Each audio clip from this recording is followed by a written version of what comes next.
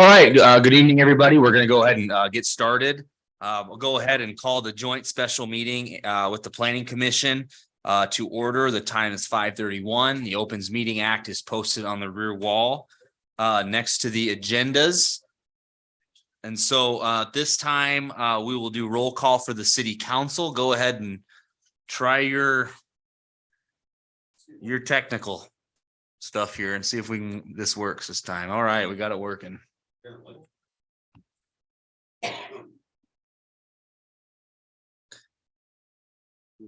Councilmember Von Baron, you just want to hit yes on your voting box. Yes. Yes. Okay. 7 council members are present, Mayor. Okay. And then Jennifer Dam, we want to do our roll call for the Planning Commission, please. Nielsen, Yes. Carlson, Yeah. Borisov, Four Eyes, Landholm, Here. McKay, Yeager, Sawyer. Here. We have 6 members present. We have a quorum. Okay, the item on the agenda tonight is item 1, Jackie Berg of House Sale Levine to provide a virtual overview of the Unified Development Code. So at this time, I'll turn it over to Jackie and go ahead. I think you're on mute. And Jackie, we're not hearing you.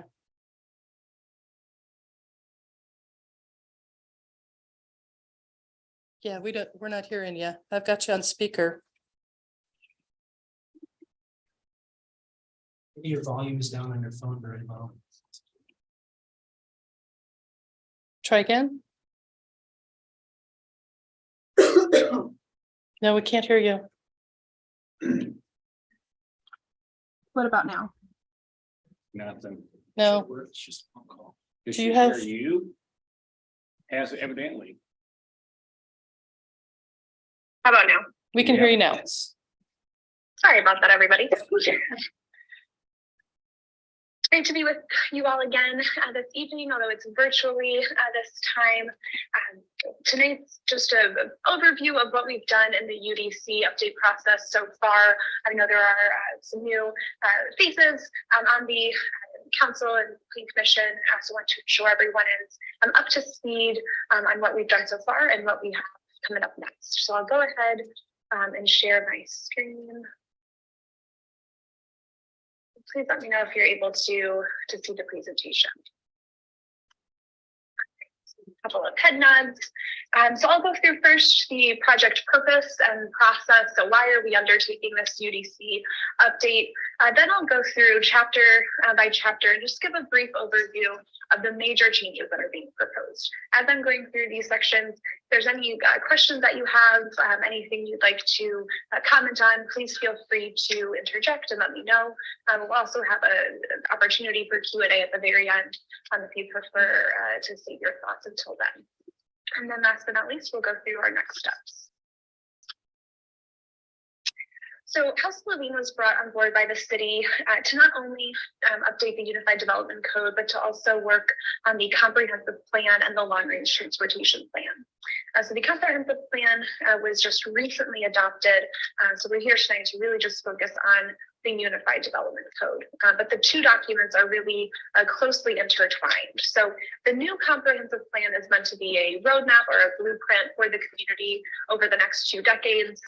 It really engaged the community, identified desires, needs, and aspirations, assesses existing conditions, and then provides policy direction on a broad range of topics.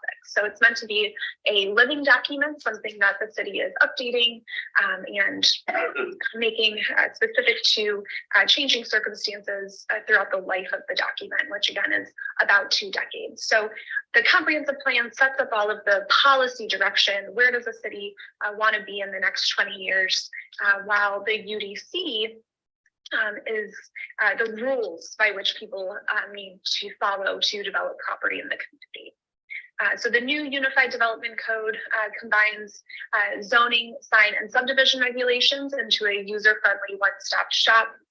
It's a tool that helps to implement city policy. So all of the recommendations and policy direction in the new comprehensive plan will be looked at and implemented, some of them through this UDC update. It helps to regulate use and development of property and shape the built form or look and feel of the community. It organizes land use areas and also helps to promote public health, safety, and welfare. So again, comprehensive plan are all of the shoulds, while the UDC are the shalls.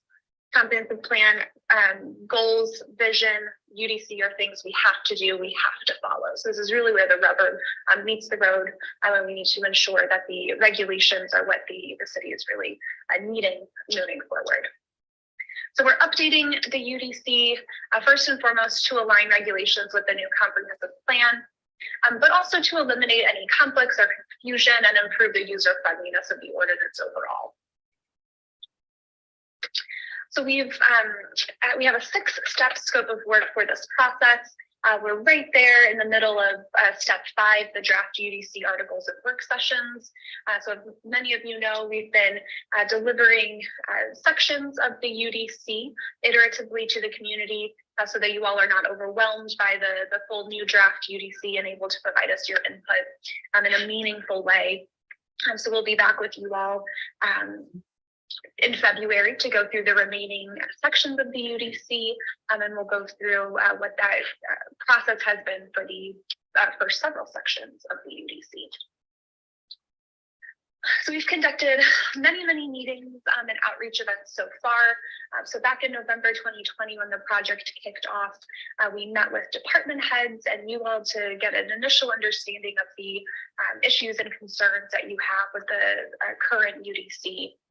Then we came back in January and we had our public kickoff. So we met with the steering committee, had a workshop with the broader community, and then had specific focus groups and stakeholder interviews on key topics and with people who have insight into the development process in Fremont. Then we came back in April and did a steering committee project update and a city council project update. And then in June, we came back with our first deliverable for the project, the diagnostic memo. And this document really was their deep delve into the current UDC and identified areas where things were misaligned with national best practices. There were contradictions or things that needed to be improved within the ordinance. And we presented that to the steering committee and also to the city council and planning commission back in June. Then we came back in August and presented our preliminary recommendations. So if the diagnostic memo identified what needed to be updated, the preliminary recommendations report conveyed how we would recommend incorporating those changes, ensuring that the staff, steering committee, council, and planning commission had the opportunity to provide their feedback on exactly what changes were going to be put to the ordinance. Then we came back in October and presented those preliminary recommendations to the business community. That brings us into April. You'll see there's a bit of a gap between those meetings in October and then in April, the meeting with the business group and the meetings in April. This is due to a pause in the UDC project to really focus on the comprehensive plan and ensure that the policy direction for any changes to districts was already established before we got into that regulatory work. So you'll see here we've brought the various articles of the ordinance to you all, to the steering committee, in various chunks and sections. And then I've also brought some key pieces, the signs and landscape standards, out to the business community again to gather their input, since those sections we're proposing some major changes to those sections and they'd have a lot of impact, perhaps on the business community. So any questions on the purpose or process of the project before we get into the major changes of the code?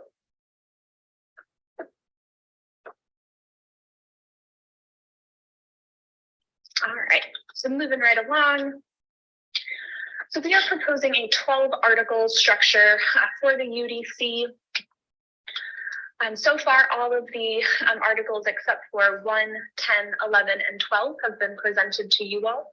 We'll present 10, 11, and 12 when we're back there in February.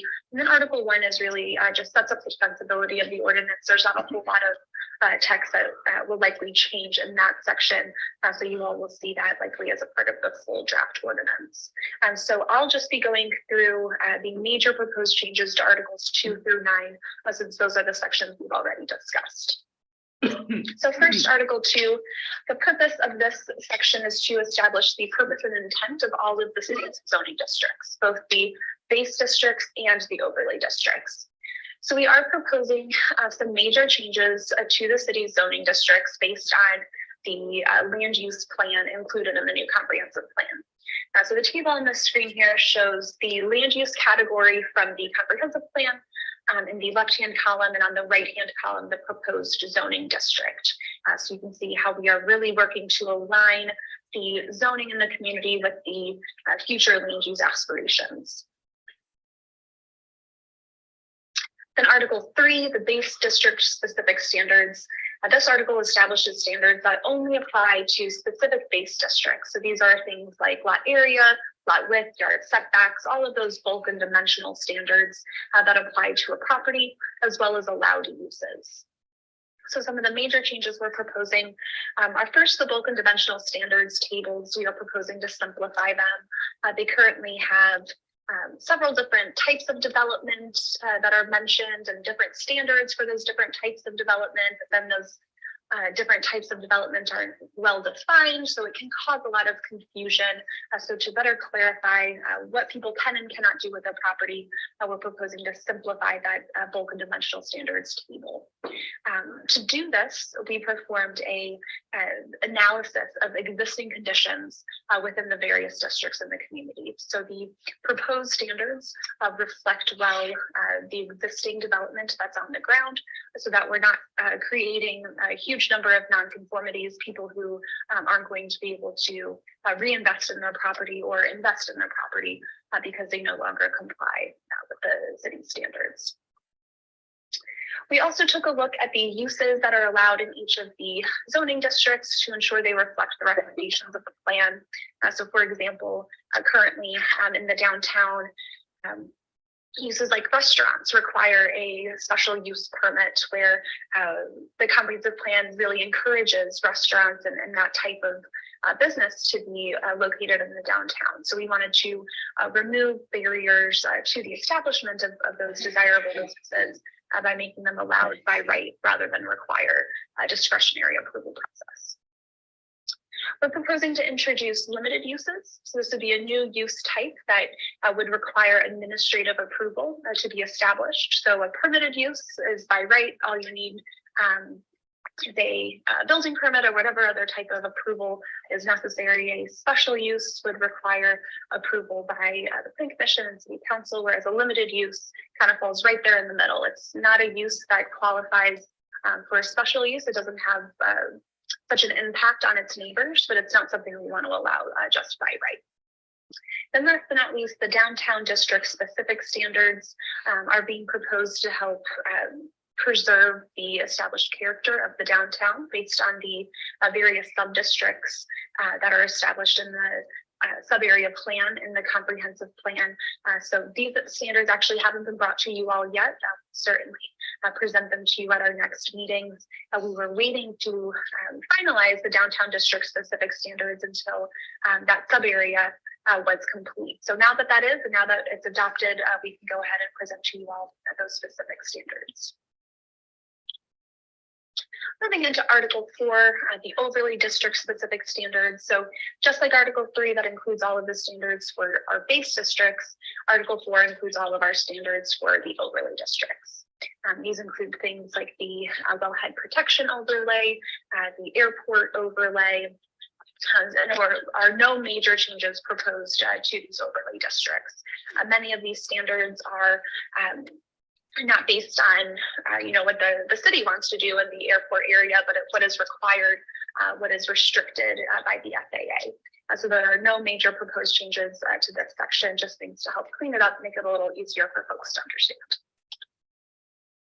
So then we get into Article 5, the use specific standards. This article establishes standards that apply to specific uses, regardless of the district they are located in. So these standards, they're referenced in the use table that's included in Article 3.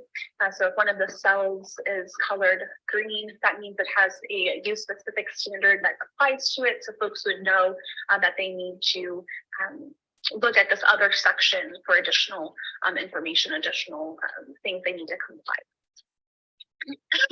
Excuse me. Some of the major proposed changes that are being contemplated for this section are to replace separation requirements that are currently in your ordinance with enhanced standards for buffering that refer to not forthcoming anymore, but the transition area landscape requirements that are included in Article 6.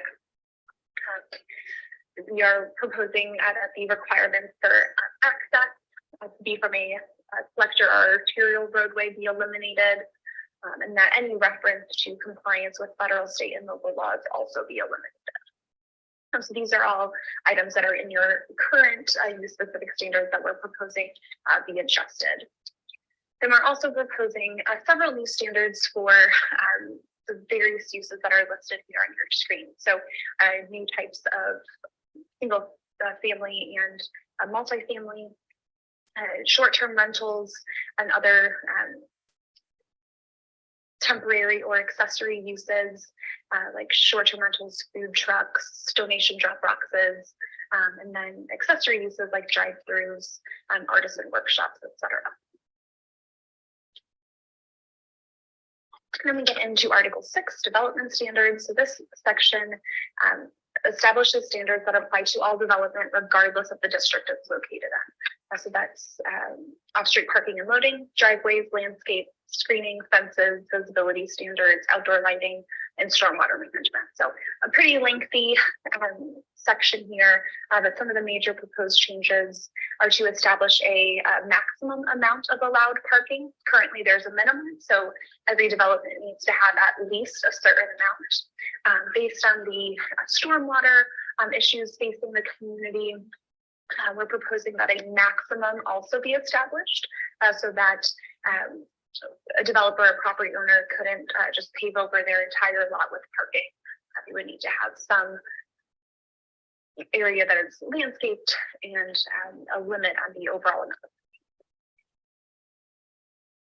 We're proposing that allowances for reserved parking spaces be included. So curbside pickup, electric vehicle parking stations, some of those new uses of parking lots we're proposing that be allowed. Looking at residential fences, if they are in the street facing side yard, we're proposing that they be allowed to be 6 feet in height if they're set back a bit from the property line. Currently, those are restricted to just 4 feet.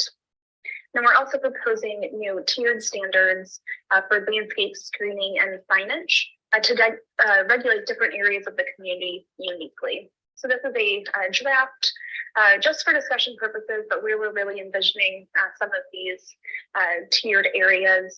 We got some great feedback from the business community during our last workshop on how these tier areas should be refined. So we'll continue working with staff to get this just right before we get into adoption. But really what we're looking at is tier 1 are the gateways to the community. These are where people first enter into Fremont. We have the highest standards for development in these tier 1 areas. Tier 2 is really the rest of the community. And then tier 3 are kind of areas in more industrial portions of the community, and then outside of the city boundaries. Also included in the tier 1 area is the downtown, as that's that blue patch there in the middle of the community. All right, so moving into Article 7, the sign standards. So this article includes all of the standards that apply to signs that are located on private property. These would apply to road signs or signs in the public right of way, just signs that are on the private side of the property line. Major proposed changes here, we're proposing to first limit the aggregate sign area that's allowed per parcel. So really this establishes a bank of square footage for sign area that a developer or property owner could choose to divvy up between various sign types. This ensures that they have adequate signage that they don't have too much signage, and that they're able to choose. They have flexibility in terms of the types of signs they want on their property. And we've also helped to clarify and streamline the standards for permanent and temporary signs, really looking at making this section of the ordinance a little easier for folks to understand and get through. We do have one outstanding question that we'd like you all to contemplate.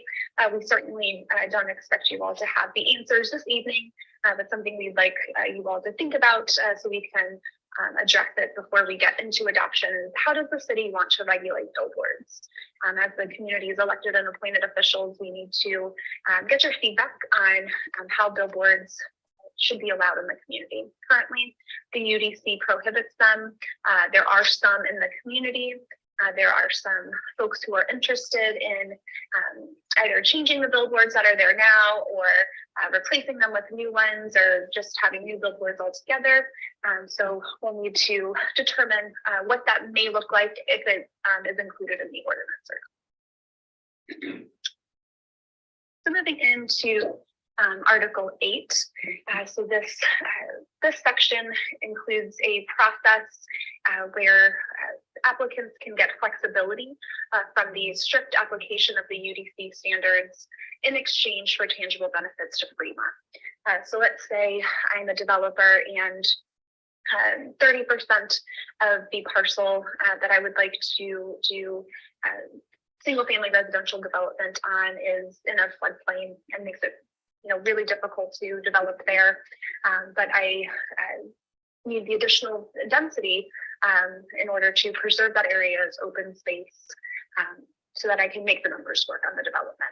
So one of the some flexibility that could be offered to that applicant is allowance for smaller lot sizes in exchange for the preservation of that floodplain area, perhaps the activation of it as a open space or some type of passive recreational area for future residents.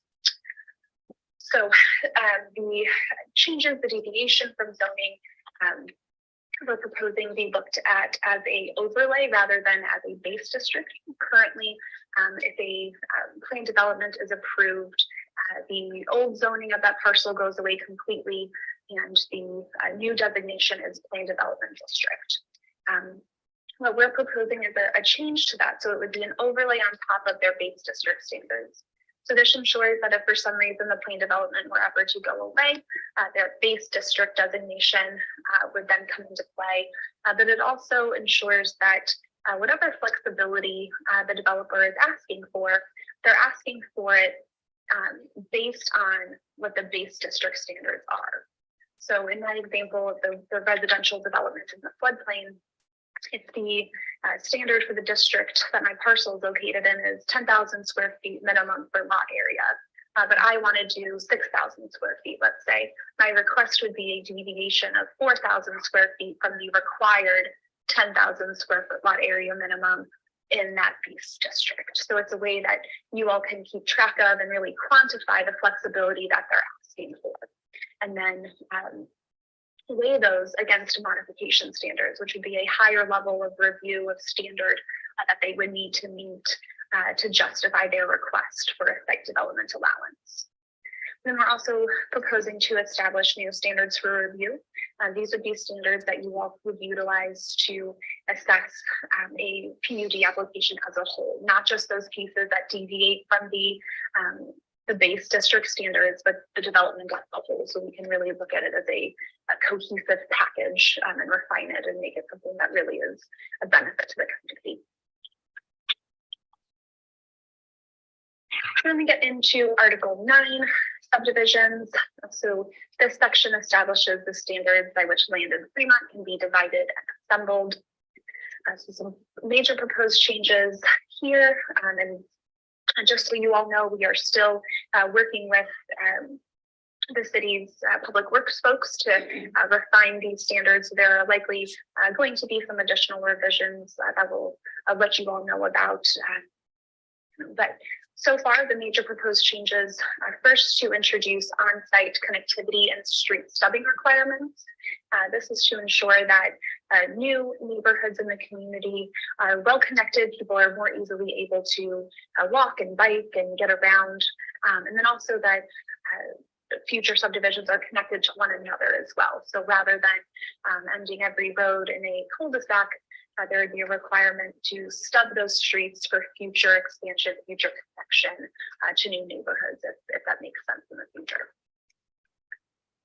We're also proposing to establish required street design elements for various street types. So things like sidewalks, trails, street trees, medians, bike lanes, on-street parking. All of those different elements we've identified and defined. And then there's a table summarizing based on the roadway type, what elements would you need to fit into that cross section. We're also proposing to establish a cluster development process and anti-monotony standards. Anti-monotony standards ensure that new homes in a new development aren't just copy and paste of one another. There's some deviation, some variation, one home to the next. The standards that are being proposed aren't super strict. They don't, dictate the slope difference that has to be had between two neighboring houses or anything crazy like that, but just the basic standards to ensure that you don't have identical houses, one right next to the other. And then last but not least, a provision or fee in lieu of parkland is proposed to be established to require in new subdivisions of a certain size that parkland be provided and activated in the community. All right, any questions or comments on the major proposed changes or the content of any of the articles 2 through 9?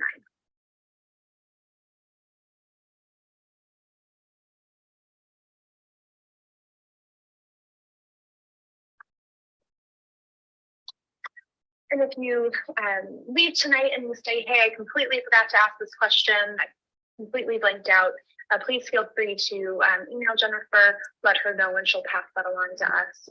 And then of course, when we are back to present you all the remaining sections of the ordinance, we can certainly go over those questions as well. Now I'll quickly get into next steps. So this winter, we are going to be bringing you draft articles 10 through 12 for review. Then we'll get into a UDC refinement and diagram development. So once we receive all of your feedback, we'll develop those diagrams, get the full package pulled together, and come back to you all for another work session to go over any outstanding comments or questions, really refine the full ordinance together. Then in the spring, we'll have some public outreach, ensure that everyone is familiar and aware and can ask all the questions they would like to about the proposed changes. And then we'll go through the adoption process with a public hearing and a couple of meetings with the city council for adoption. So we'll do a first and a second reading with you all then. Councilman Jensen. Questions? I'll pass it back over to Jennifer. That's all we have for this evening. Thank you all so much. Yeah, I just had a question about that. You were showing this winter of 2023, then right after spring of 2023. I'm assuming that was a typo.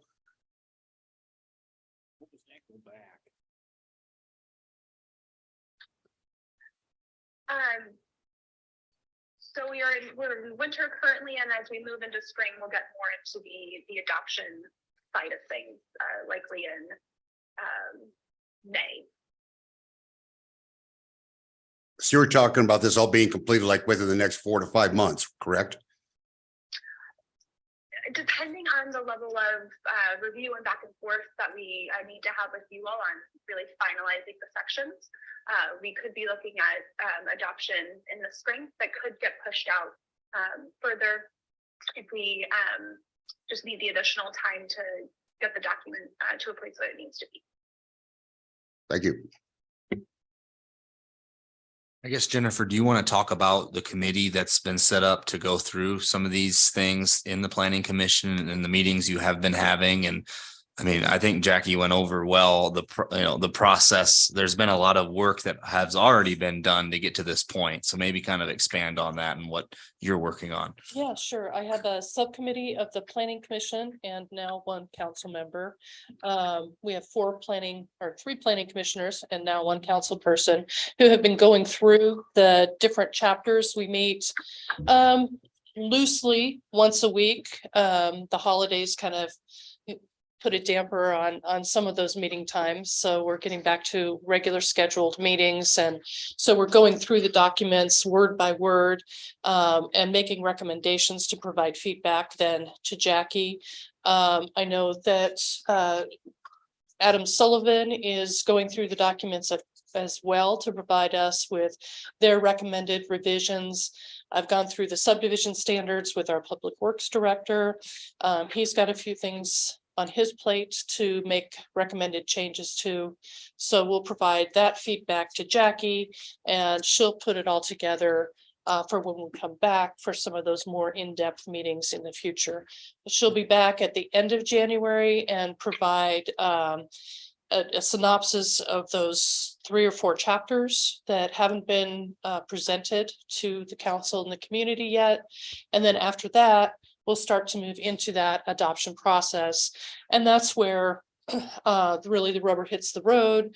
And as Jackie mentioned, the length of time that takes depends on the amount of input that we have from the planning commission, the city council, the steering committee, and the public. There's like Jackie said, a number of changes that are proposed, and we certainly are going to want to hear from the public about their feelings on those changes, for example, landscaping. And then we'll want to hear feedback from the planning commission and the city council on whether or not we're in the right place, if we need to do more, if we need to do less.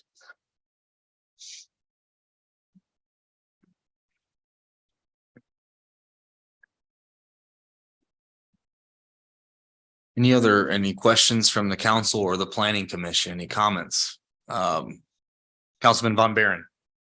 Yeah, this is a rookie question. I'm not sure how much this council has seen of this project. Is there any way to understand this or preview part of it before we're actually presented it? I'm not sure how the process works. Yeah, sure. Each of the articles have been presented to date as they've been brought out. So I'd be happy to get you copies of what has been presented to date. And if you want to sit down and go through it, happy to do that.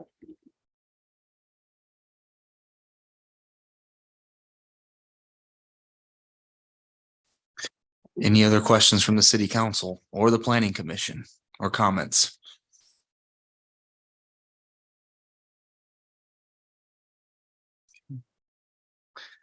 Any additional comments from you, Jennifer? Not at this point. This is where we're starting to get exciting as it all pulls together. So it'll be a lot of work for everybody this coming spring. Well, and I'll just comment as we begin now the UDC process.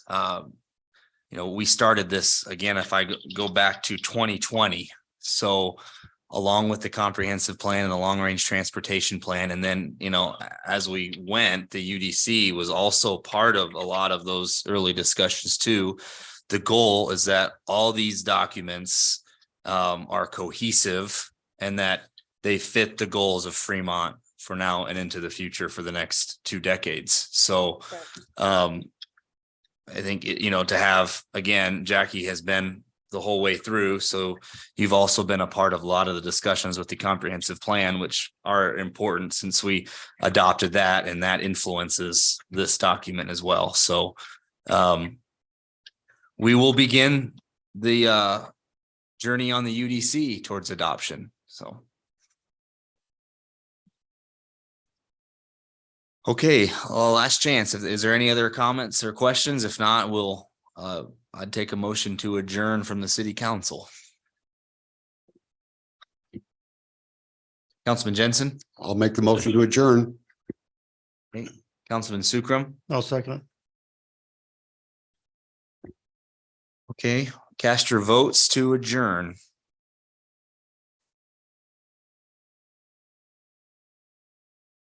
It's like Councilmember Ganem, it didn't select. Thank you. Motion carries 7-0, Mayor. Do we have a motion from the planning commission to adjourn? I'll make the motion to adjourn. Is there a second? I'll second. Motion by Landholm, second by Nielsen. Nielsen, Yes. Carlson, Yeah. Borice, Landholm, Yes. McKay, Yes. Sawyer. Aye. Motion carries. We are adjourned.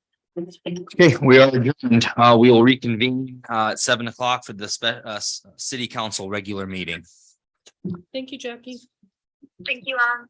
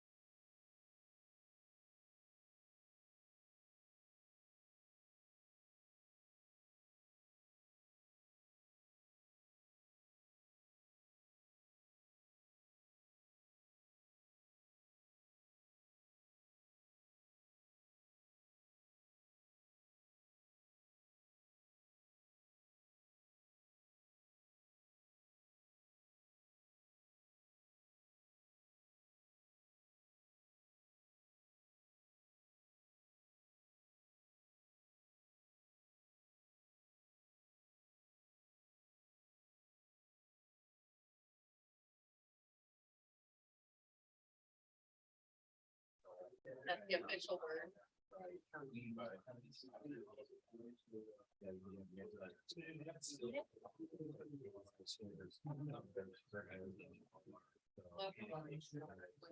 Yeah.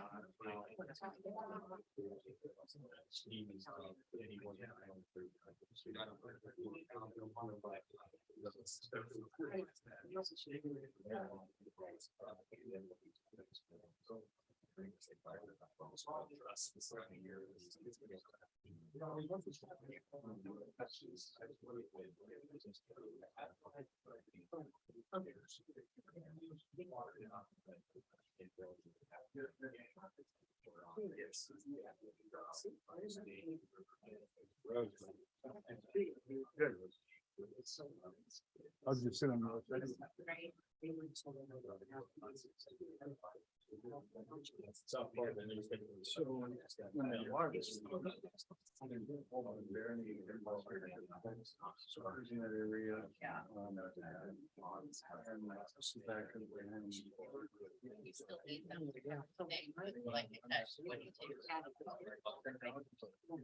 Yeah. Now, you're talking opinion. Discovered that.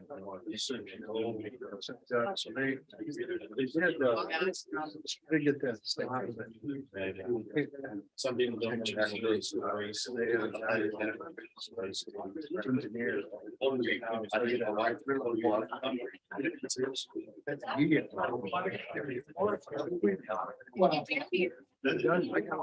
Numbers.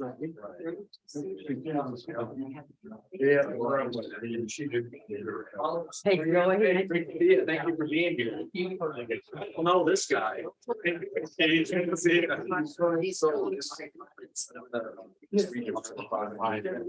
Now I'll recognize teammates and have you come up and I'll present the proclamation and someone can grab a picture.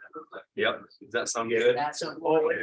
You might want to put your hand on. Just kidding. Thank you for all you do for Fremont. I really appreciate it. I'm happy to do this. They wrote about it. You can go ahead and I'll take them and we'll give them to our clerk and they'll get them. Pass them around. We need eight. I don't have any. You don't want to give. Yeah.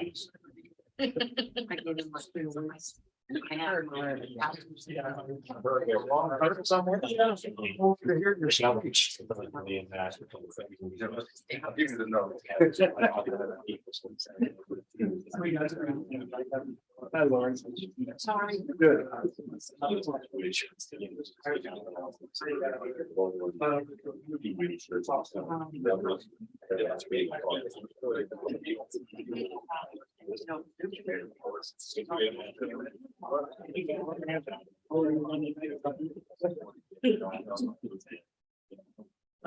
It's like it's all. Yeah.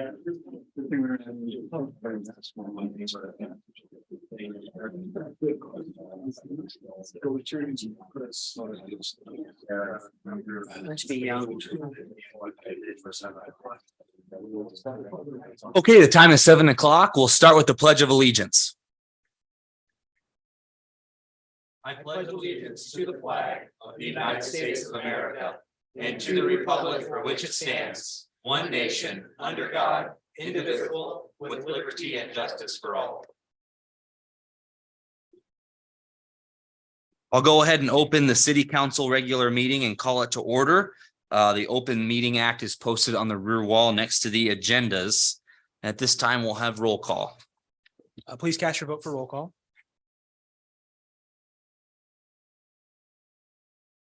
Seven council members are present, Mayor. Okay, next on the agenda is mayor's comments.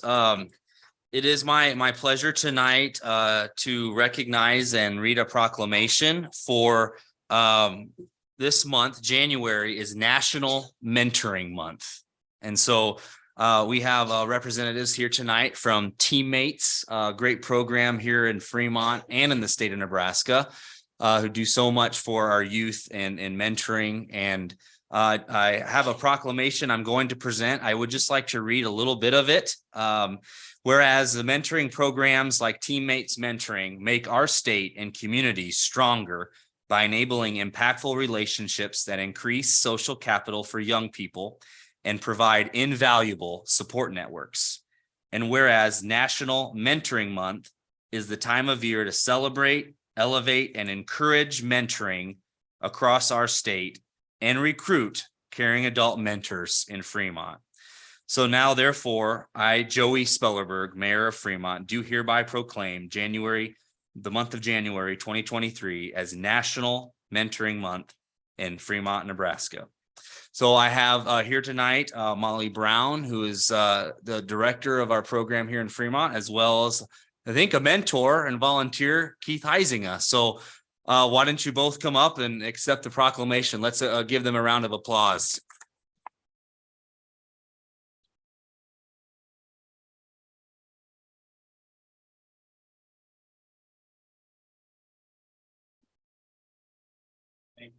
Thank you so much. What you do for Fremont. Thank you so much.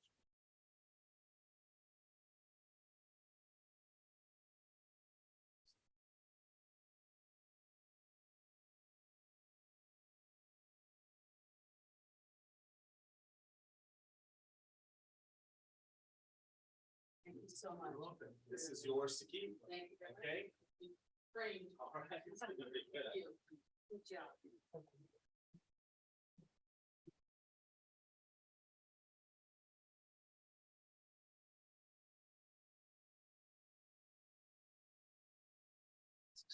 All right, we'll go ahead and move on to item 1 on the agenda is a motion to adopt the current agenda for the January 10th, 2023 regular meeting. Are there any changes proposed to the agenda? If not, I would take a motion to approve the agenda. Councilman Jensen, I'll make the motion to approve the agenda. Councilman Sukram, I'll second. okay, go ahead and cast your votes.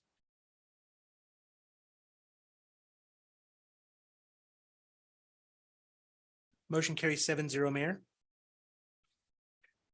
Moving on to the consent agenda, all items in the consent agenda are considered to be routine by the city council and will be enacted by one motion. There will be no separate discussion of these items unless a council member or a citizen so requests, in which event the item will be removed from the consent agenda and considered separately. Are there any items to be removed from the consent agenda by council staff or the public? I will start with item number 2. We do need a clarification on item number 2. Okay. Any other from city council? From the public?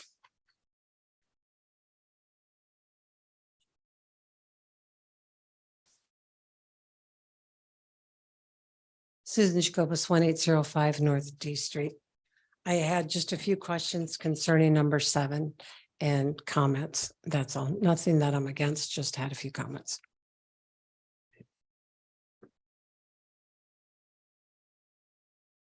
Okay, are there any other items? Seeing none, I would take a motion to approve the consent agenda, items 3 through 6, 8, and 9. Councilwoman Ganem, So moved. Councilman Sukram, I'll second. cast your votes.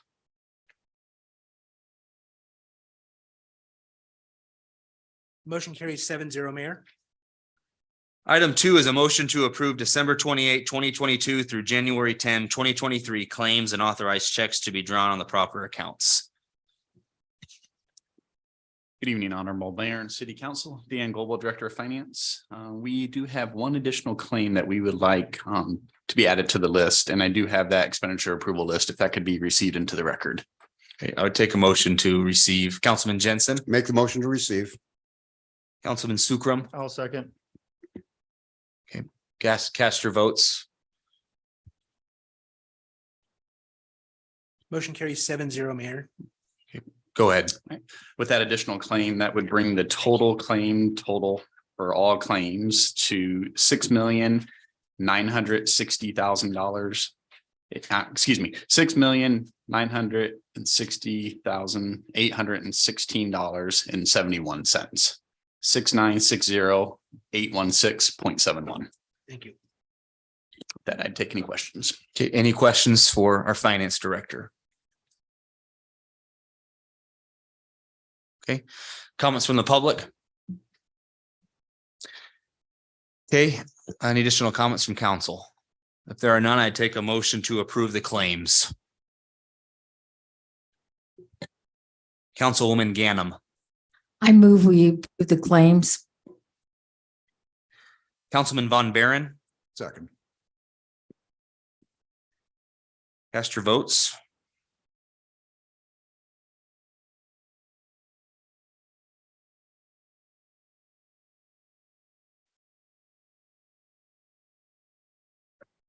The motion carries 7-0, Mayor.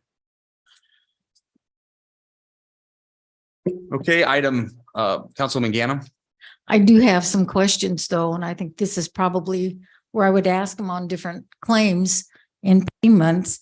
Because we do get a billing for legal every month. And I have brought it up before, but oftentimes we run from 25% to 50% in asking for records request of records. And that really adds up tremendously. And I've gone in every month and taken a look at it. And I'm always surprised at some of that. Now, last month was one of the most inexpensive months. We only had about $4,550 out of a $37,000 bill for record requests. But I just had some questions. Number one, and it's open, it's public records, but the only way you can see it is if you come to the office and take a look at it and ask about it. And I know we're getting more of a detailed invoice from Jody, but we never list some of those things that are happening in different businesses that might be requesting information. And I just had a question. Now, are all the requests that come into legal, could they be handled by staff, some of those requests? Thank you, Travis Jaycott, City Attorney. Every request that comes in generally is handled by staff. They facilitate retrieving the documents, and then those documents are reviewed by our office to make sure there's no confidential privileged material that goes out or material that would be protected under the Public Records Act. So staff does do most of the legwork, and if there's any time that is used that exceeds 4 hours, we charge that to the requester. Okay. So there are no requests made that just staff could get the information on certain questions without going through legal? We would advise against that. There are some requests that come through monthly, such as building code requests that don't really require a lot of our time. We, don't really require any billing for that, but there are a few that require a thorough review. Okay, thank you. Then I have another request. Can a public record request requested for public records? Yes, certainly. All the requests themselves and the documents that are responsive to those requests are public documents. That's one of the reasons we review them, to make sure that they are indeed public documents. So if I requested them, I could share that information? Yes, all the requests themselves and documents that are responsive to those are public documents. So anyone that requests them can do so whatever they want with those documents, I suppose. Okay, that clarifies it. Thank you so much. Moving on to item 7 is resolution 2023-002 to adopt the City of Fremont Disadvantaged Business Enterprise DBE program for the Fremont Municipal Airport. Do we have any specific staff report on this item?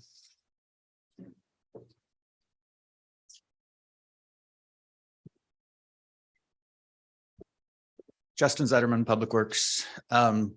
This is a requirement of the FAA for us to receive funding for airport projects. In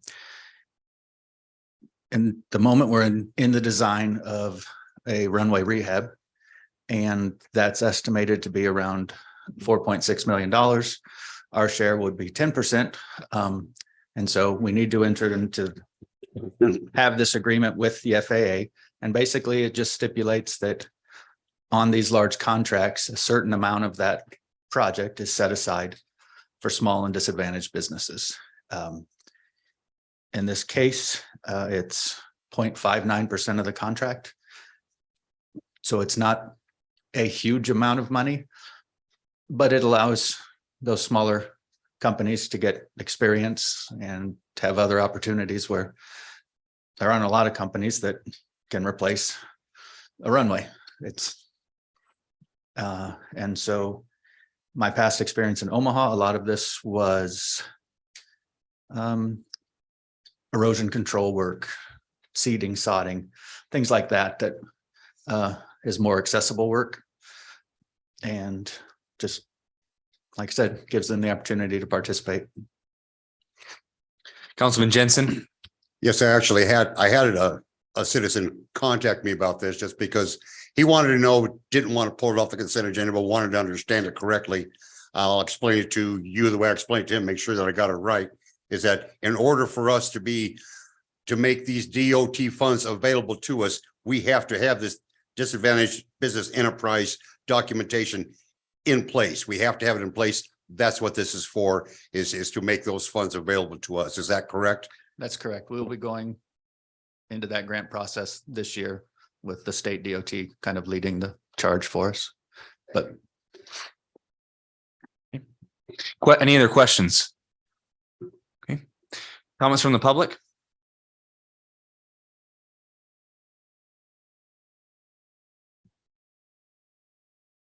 Susan Jacobus, 1805 North D Street here in Fremont. A few concerns and comments. The Airport Advisory Board had their meeting on the 16th. And on their agenda, they had listed at the very end of their meeting, the DBE that you're discussing tonight. And looking on the website, and I get it, if I come up to City Hall, take off work, come up to City Hall, I can get a copy of those minutes. But since they're noted in here that it was approved by the Airport Advisory Board, I would ask, do any of you have a copy of those minutes? Were you given a copy of those minutes? I didn't see them in your agenda packet. You should have those available.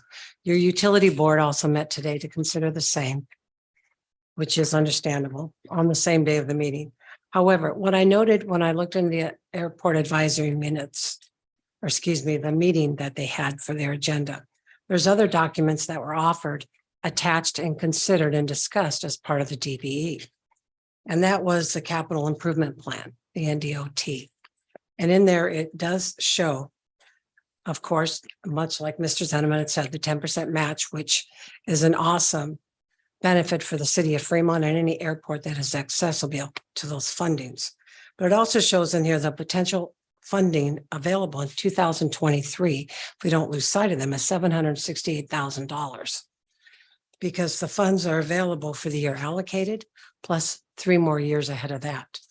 What was in here is your capital improvement plan showing to reconstruct the runway, which Mr. Zetterman alluded to, but also the year to construct the hangar and the asphalt payment, et cetera, and different federal funding available. It also has on here the airport officials list. And I'm not aware that you have that in your agenda because it wasn't offered as received documents, but it was discussed at a little bit of length at the airport meeting, even though it wasn't on the agenda. And on here, it shows that the contact for the city and financial, which I'm sure would be revised to reflect Dan Goebel as financial, is being Jody and Dan, and then Travis, and then Mark Villadell. But I'm hopeful that Mr. Zetterman will clarify at some point that this will be revised before it's sent into the state. Those are my only concerns. I appreciate that the DBE has been considered and followed through at the advisory board, as well as with the utility infrastructure board. It's a huge benefit for the city of Fremont to proceed in improving and enhancing our airport because our community has been growing and the big businesses here need it, as well as even the small businesses. There's a friend of mine that has attended a few of the meetings and he comes in from Colorado and uses the airport frequently. It's a huge benefit for his business. And I'm sure there are many others that feel the same. So I appreciate that it's being considered, and I'm sure that this will meet 100% approval. I would just have liked to have seen some of the commentary or how the voting went down or what was decided at the advisory meeting besides with the airport board. They approved it and passed it on because the bare minimum having it mentioned here, you should have had the minutes. Thank you. Any other comments from the public? Okay, additional comments from council on this item. Take a motion. Councilman Vaughn. Motion to approve. Councilman Jensen. Second. Cast your votes.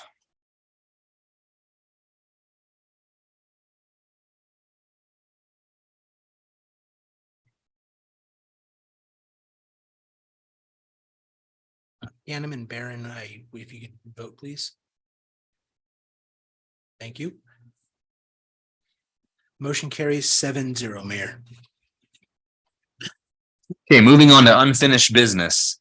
Ordinance 5634 to change the speed limit for Johnson Road from East Military Avenue to East 16th Street to 35 miles an hour. This would be for second reading. Now, staff report if they're. As was requested at the last meeting, I did update the ordinance. Clearly, past updates had added confusion, and my first draft would have just made that worse. So hopefully this clears it up, that there's no overlapping sections. And so it should be fairly clear what speed limits will be. Okay. Questions? Okay. Comments from the public? Okay. Additional comments from council on this item? I would take a motion then to hold second reading. Councilman Von Baron. So moved. Councilman Sukram. Good. You ready? Cast your votes.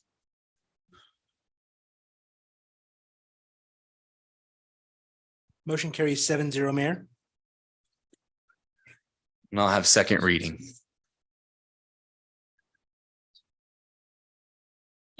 An ordinance of the city of Fremont, Nebraska to amend chapter 5, section 5-301, subsection 5, of the Fremont Municipal Code of the city of Fremont, Nebraska, repealing provisions in conflict with such amendments, retaining non-conflicting provisions, providing for an effective date of such amendments, and providing for publication of the ordinance in pamphlet form on second reading.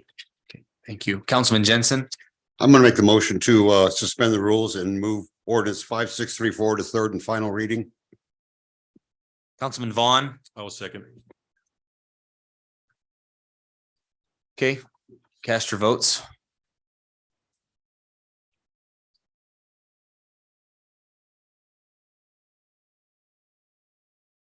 Motion carries 7-0, Mayor.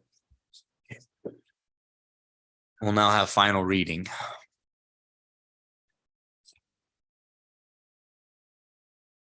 An ordinance of the city of Fremont, Nebraska to amend chapter 5, section 5-301, subsection 5 of the Fremont Municipal Code of the city of Fremont, Nebraska, repealing provisions in conflict with such amendments, retaining non-conflicting provisions, providing for an effective date of such amendments, and providing for publication of the ordinance in pamphlet form on final reading. Okay, cast your final vote.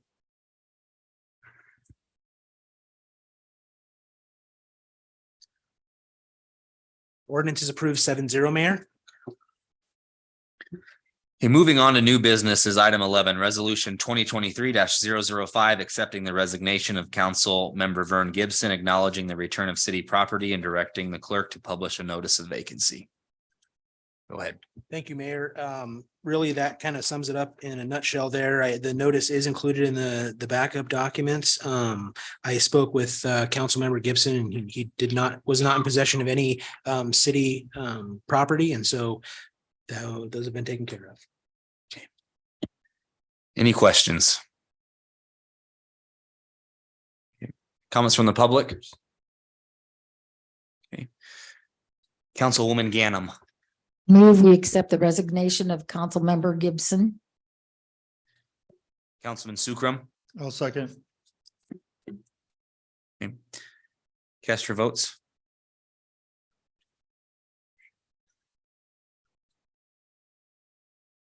Motion carries 7-0, Mayor. Okay, and item 12 is resolution 2023-006, authorizing the mayor to sign a contract and Department of Utility staff to issue a purchase order to ST Cotter Turbine Services for the Unit 6 turbine and generator inspection and repair. Now have staff report. Mayor, City Council, Jeff Shanahan, Utility General Manager. Every 40,000 hours, we do an inspection of our turbine generators out at the Lonnie Wright Power Plant. Unit 6 is due. We issued a specification out for public bids. We received 3 bids. ST Cotter was the low bid and they most met the specification. This item was reviewed at the UIB tonight and it was approved 4-0. Questions for staff? Thank you. Oh, Councilman Von Baron. No, newbie question. Now, my only question is, this one isn't critical, obviously, but would it be possible to, has there any been thought been given to having the meetings approved so that we have notice before the meeting that it's been approved? Typically, we would try to do that. These units have to get staged. We got a bunch of outages coming up on other units and other system, like OPPD is going to be doing some outages. We want to get these units available to cover that. Cotter can start the work on January 30th. Over the Christmas holidays, it was hard to get the responses back from the folks. So this one and the next meeting, we're going to have a few that are going to go to council and UIB on the same day. But our goal would be to try to get it ahead of time from the UIB before it gets to you. That helps. That would be our goal. Any other questions? Thank you. Comments from the public? Seeing none, additional comments from council? If there are none, I would take a motion. Councilman Sukram. I'll make a motion for resolution 2023-006 to approve. Okay, Councilman Vaughn. I would second. Okay, cast your votes. Motion carries 7-0, Mayor. Councilman Jensen. I'll make the motion to adjourn. Okay, Councilman Vaughn. Second. Okay. Cast your votes to adjourn.